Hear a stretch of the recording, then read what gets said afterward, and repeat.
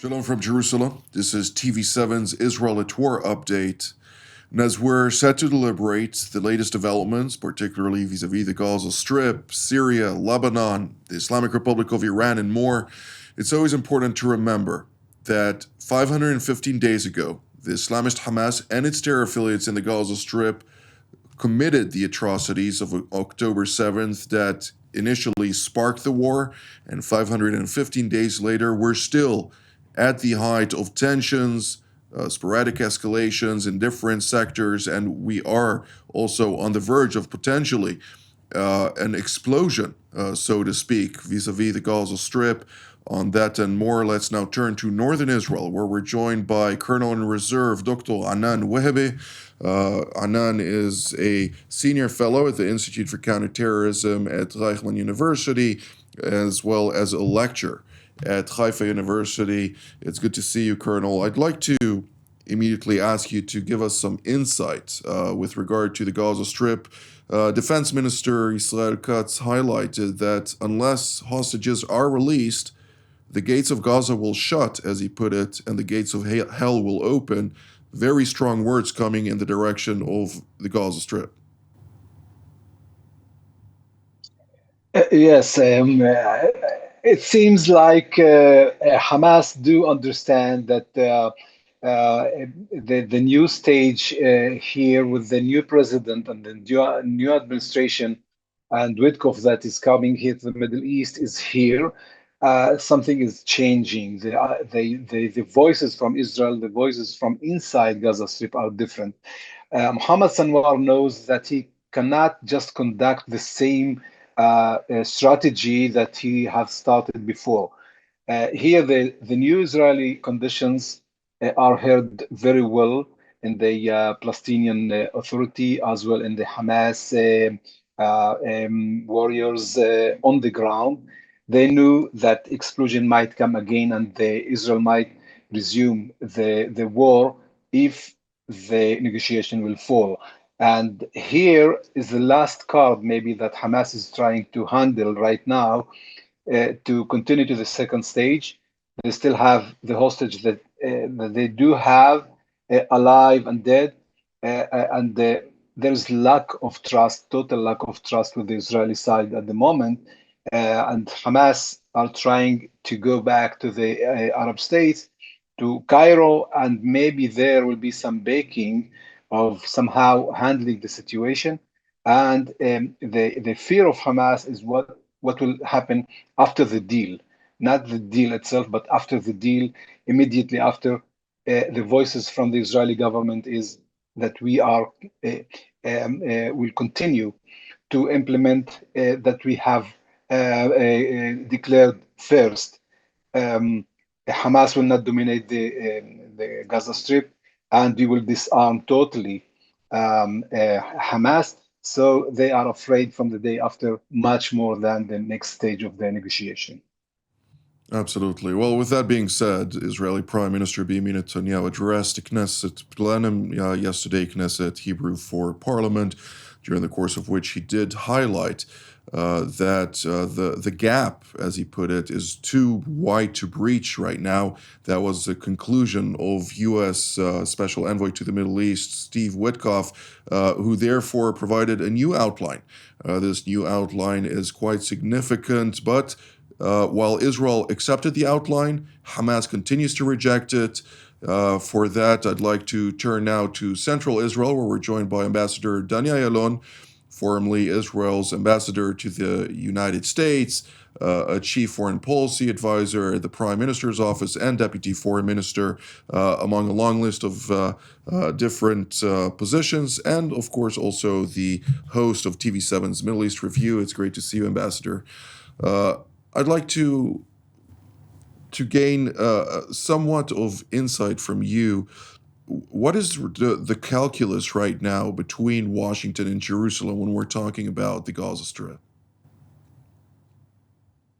Well, Jonathan, it seems like the policy and the aim, the objectives of Washington and Jerusalem are very well aligned, probably more aligned than ever before. I do not recall such a coordination where there is simply no daylight. And we see actually that the statements that come from Washington and from Jerusalem are very much similar, I would say almost identical.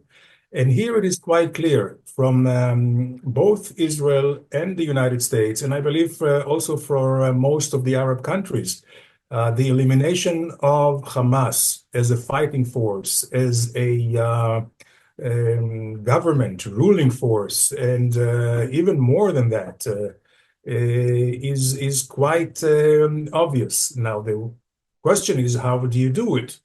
And this is why I believe we go back to a maximum pressure.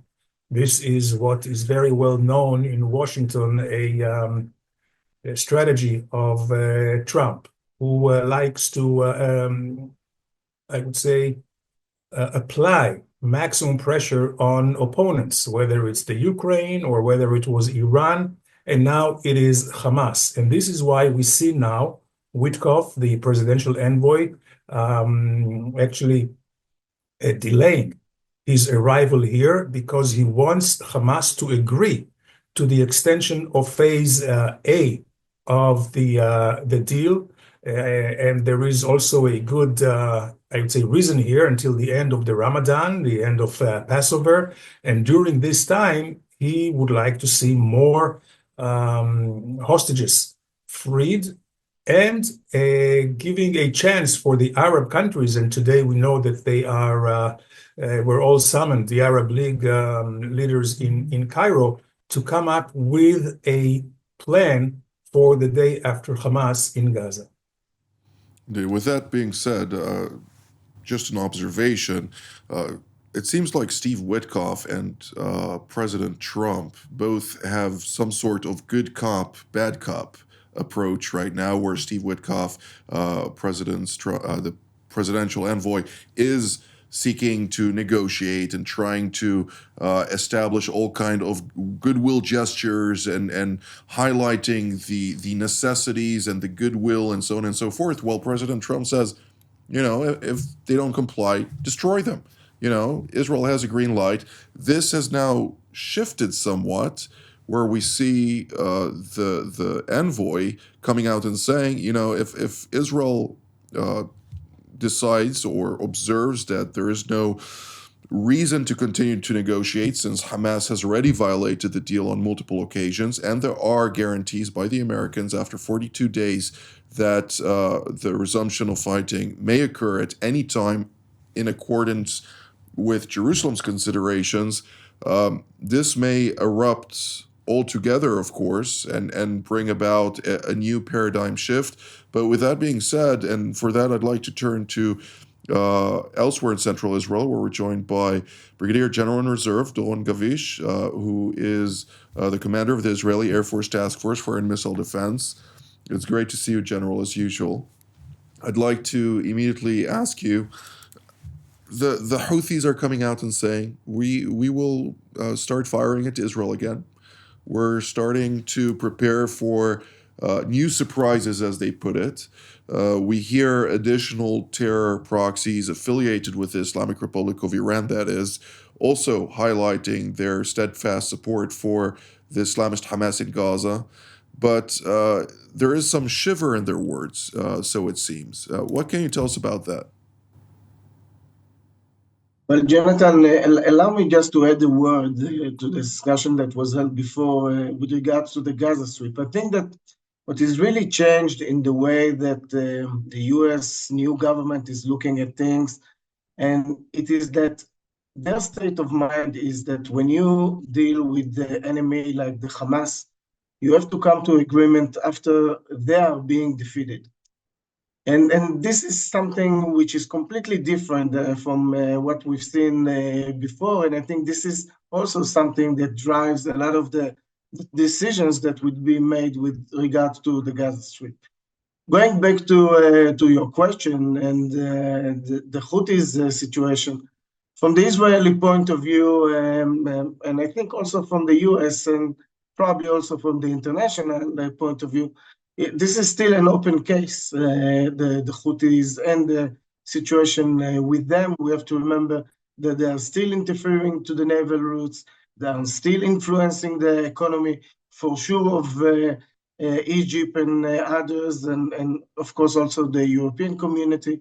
And when it comes to their military capability, of course, that Israel is being prepared to it. We've seen them trying to shoot toward Israel missiles, ballistic missiles, UAVs. The vast majorities of them, of course, were intercepted by Israel and also by the coalition led by the United States. And this is something that everyone is prepared. I think that here too the difference is not. It's looking at the overall strategy, and I think if in the past the overall strategy, if the overall strategy was mainly defending together, although there were some strikes that were done in Yemen against those Houthis, I think that this strategy would be changed this time, and this is something that, of course, they would tell, and this is something that the Yemenis and the Houthis, sorry, would have to take in consideration. And this was something also that was declared, that Israel is not going to stay back and only be on the defense if they would strike or attack Israel. Indeed. Well, Colonel Webe, I'd like to shift gears to Israel's northern front. Prime Minister Netanyahu, in his speech to the Israeli parliament, highlighted that, Hezbollah is now on its knees. Syria is pretty much on its knees as well, so to speak, even though this fluid situation and the attempts by al-Qaeda to take over Damascus are still ongoing.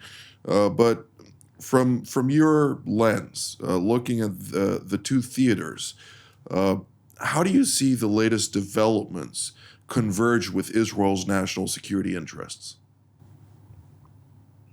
Yeah, of course, I do agree that there is a really connection and influence between the two terrains. Everything is related here.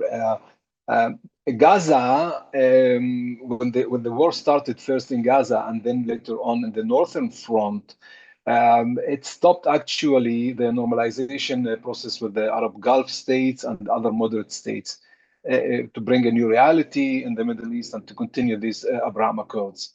Everybody is waiting to presume once again this peace track.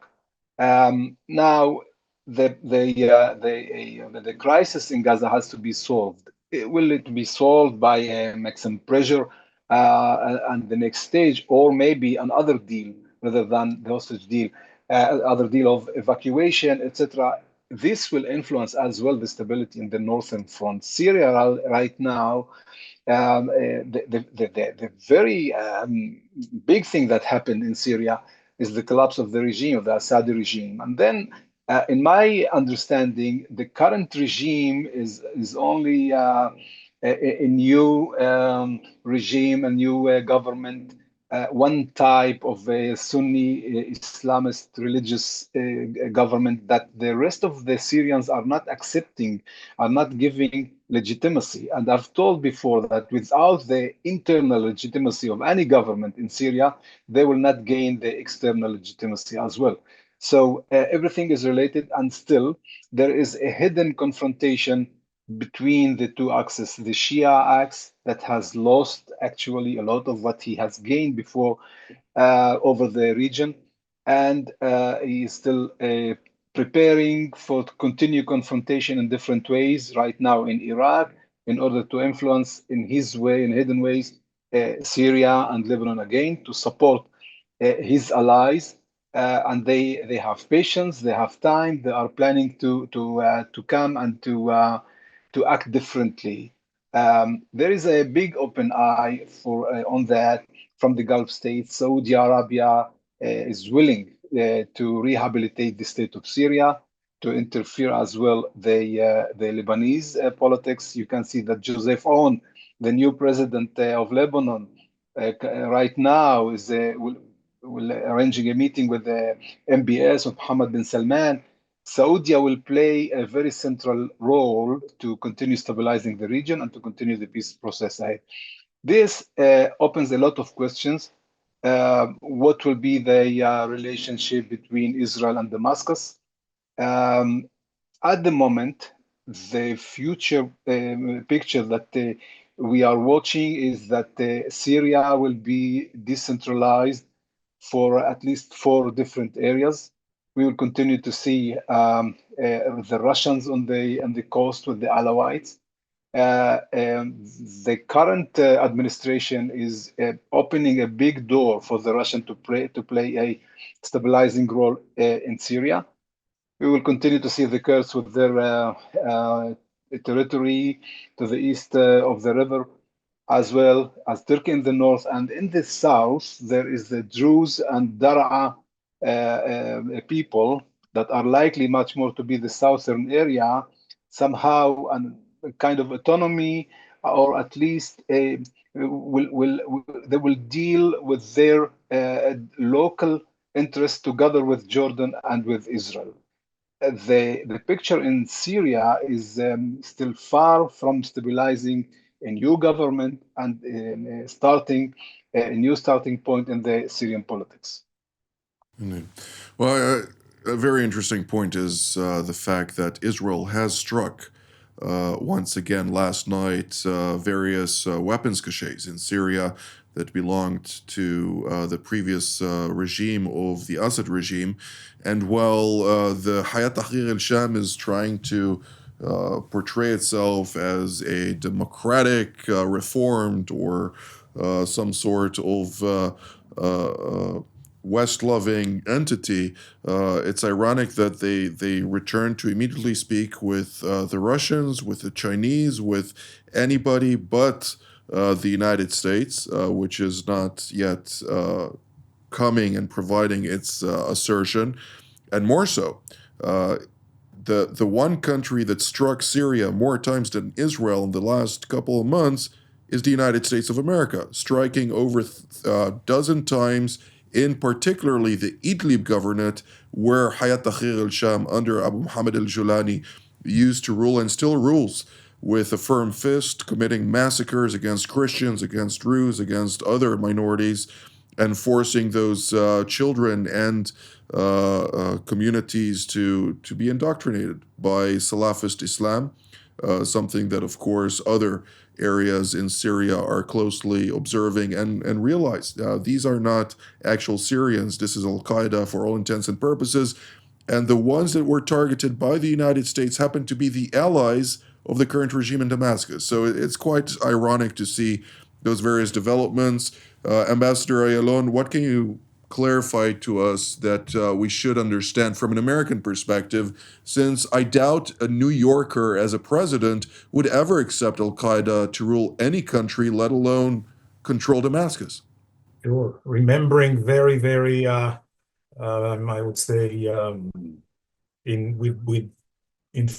discussed the 9th of 9/11. But it was very well said, Jonathan, that actually the United States is the only regional global power that did not buy into this new face that al-Julani is trying to put on this terror organization, which is now ruling de facto Syria, because what he's saying, and indeed what Israel is saying as well, is that it's not enough to just have a charm offensive.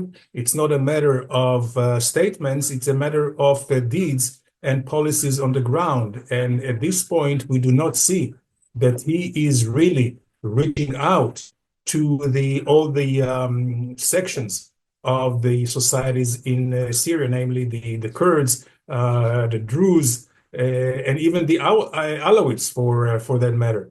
So from Israel's point of view, it is very important to not leave anything for chance. And this is why we are taking out all the caches and the stockpiles that were left by the regime of Assad, because we cannot afford having them fall into the hands of al-Julani and being used not just against Israel, but also against the own population of Syria.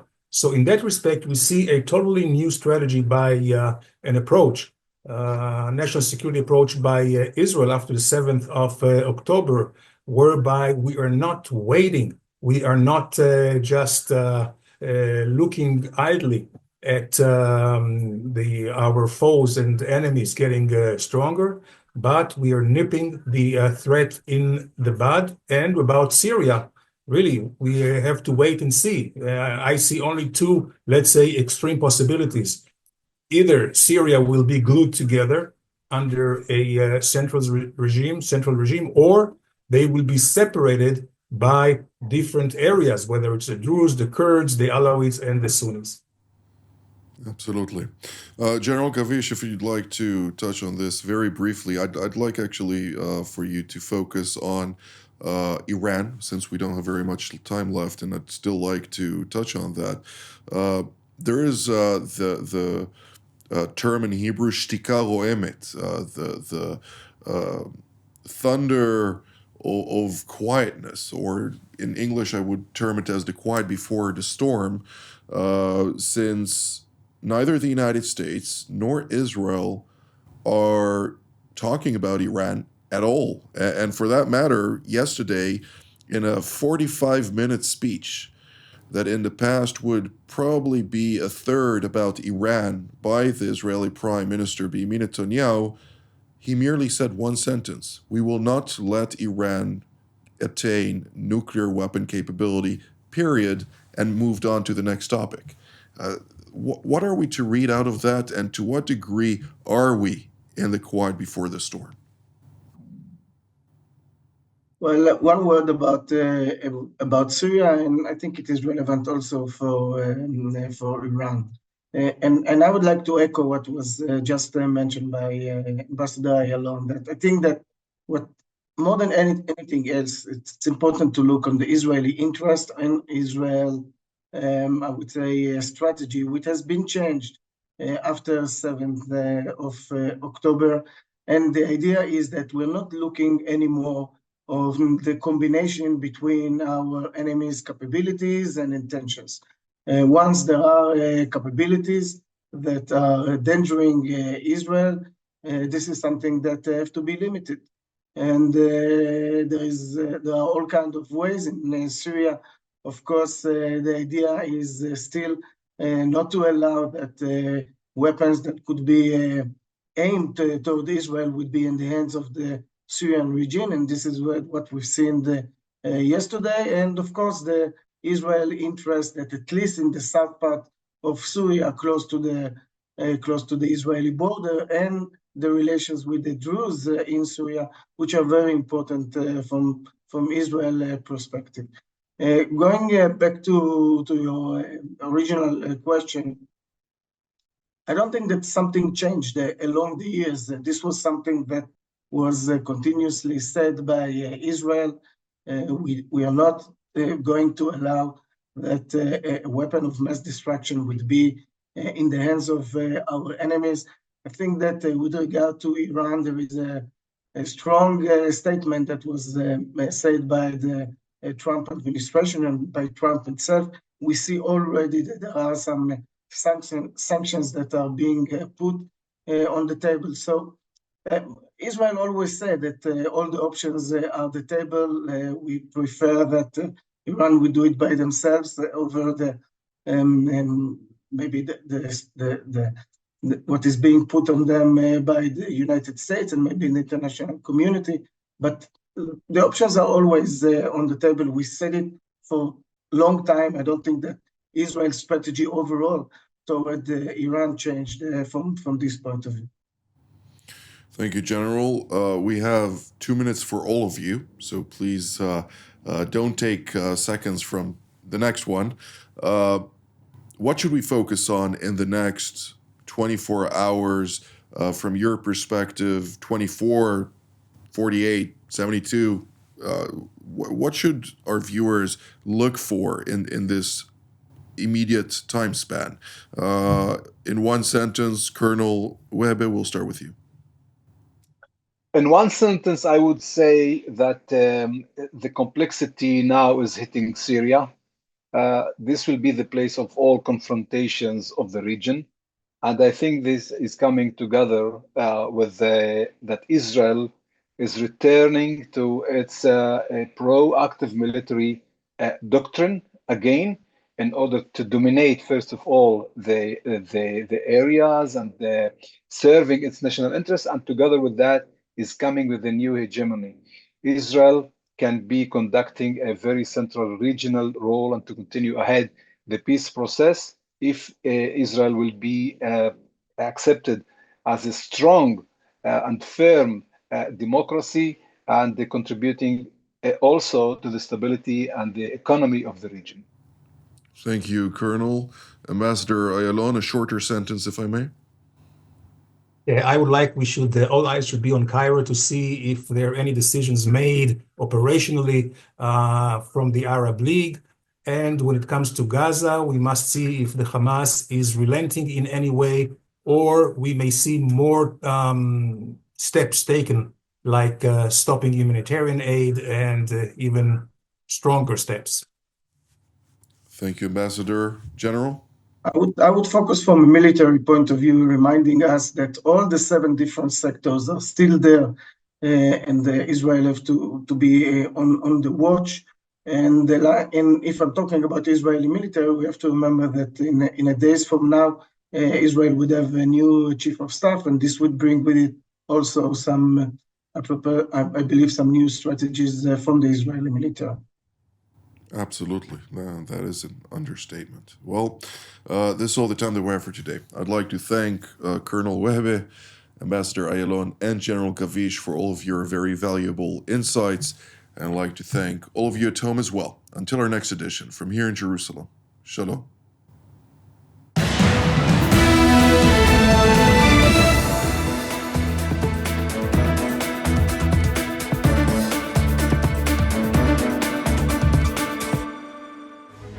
My name is Eran Lerman. I used to be Deputy National Security Advisor to the Government of Israel, currently Vice President of the Jerusalem Institute for Strategy and Security, a think tank, and the editor of the Jerusalem Strategic Tribune. For the last few years, I've been a regular panelist for TV7, a fantastic opportunity to bring deep and analytical perspectives to the debate over regional affairs, Israeli affairs, international affairs, in the company of some of the best minds in Israel.